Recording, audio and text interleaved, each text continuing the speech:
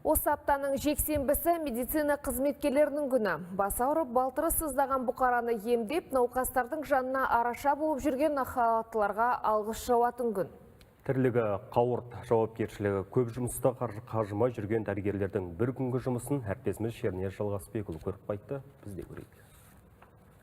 Қаздай тізілген қызметтік көліктер ауруы жанына батып, аққабаттылардан жәрдем сұраған қалың қарашаға аттануға тас түйін даяр. Қазір біз көлік гаражындамыз. Көріп тұрғандарыңыздай, бұл жерде жүргізушілер көліктің техникалық жағдайын тексеруде. Дәл қазір менің қасымда жедел жәрдем көлігінің жүргізушісі Серікжан Арыстанов отыр.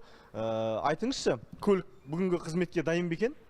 Әрине дайын. Линияға шыққан кезде майын тексеріп, антифризін тексеріп, автон состояниен машинаны тексеріп, сол кезде только бірақ линияға шығамыз. Қазір Астана көшелерінде қалың кептеліс. Мұндайда ауру жанына батқан халыққа жету оңай бола ма? СГУ қосамыз, сол кезде тырысамыз уақыт бойынша баруға. Әрине біреу жібереді, біреу келесі жібермейді шопырлар. Сол кішкене сәл қиындау болады бізге. Сын сағатта көлікте кәсіби маманда сақадай сай тұруы керек. Сондықтан мұндағы жұмыс күні гараждан басталады. Күнделікті шақыртулар саны қазіргі уақытта 4000 және 4500-ге жуық шақыртулар түседі. Бірақ науқастарға барып қаралуы ол 2000-2500-ға жуық бригадалар келеді шақыртуға. Науқастарға бірінші көмек көрсетеді. Қалған 2000-2500 шақыртулар, олар консультация жөнінде шақыртулар болады.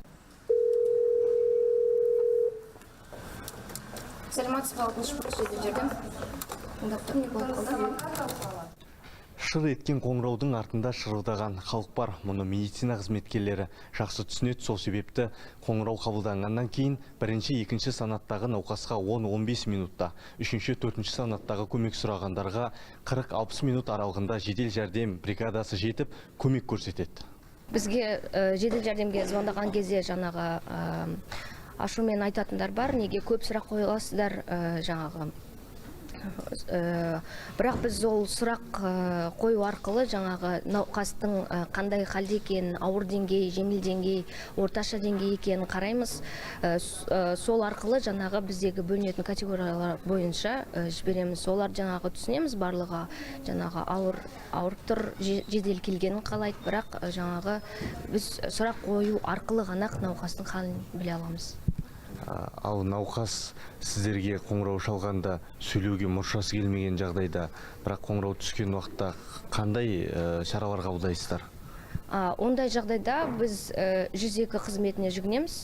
Оларға звондап жаңағы бізге түскен номерді береміз. Олар жаңағы номер арқылы науқастың қай жерде екенін геолокациясын анықтап бере алады. Сол арқылы сол мекен-жайға жедел жәрдем жібереміз.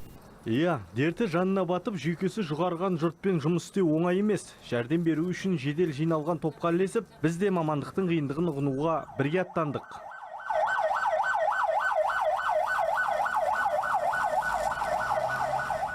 Дәл қазір жедел жәрдем көлігінің ішіндеміз. Өздеріңіз көріп тұрғандай, бұл жерде алғашқы көмек көрсетуге арналған барлық құрал жабдықтар бар. Дәл осындай 80 көлік бір ауысымда Астана қаласының тұрғындарына қызмет көрсетеді. Менің қасымда қазір фельдшер Алтынбек Жанерке ханым отыр. Кішігірім айта кетіңізші, бұл жерде қандай құрылғылар бар? Біздің жедел жәрдем көлігінде алғашқы көмек көрсетуге арналған барлық құрал жабдықтар бар. Мәселен келетін болсақ, дефибриллятор, корпус 1, ИВЛ аппарат, кислородный, кардиограмма, отсос, сосын сумкамыз бар, ішінде препараттар салынған. Көліктің ішінде келетін болсақ, жүргізуші, бірінші фельдшер, екінші фельдшер болып жүреміз. Межелі жерге жеттік. Міндет науқасқа көмек қолын созу. Астыма аңқасын қысып, дем жетпеген жанды көргенде көзіміз шарасынан шықты. Ал аққабаттылар жедел қызметке кірісті.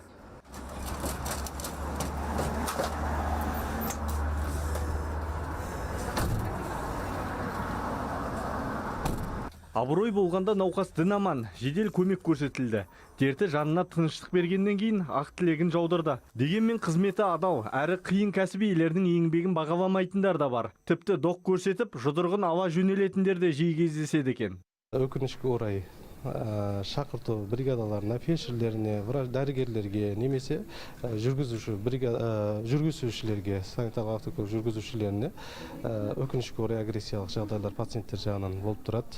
Мас күйіндегі жағдайлар болады, наркотикалық недегі адамдардың немесе шақыртудың кешігуіне байланысты, немесе қандай да бір белгісіз себептерге байланысты агрессиялық жағдайлар болады. Осы жылы шамамен қазір 2024-тен бастап 4-5 сондай случайлар болды.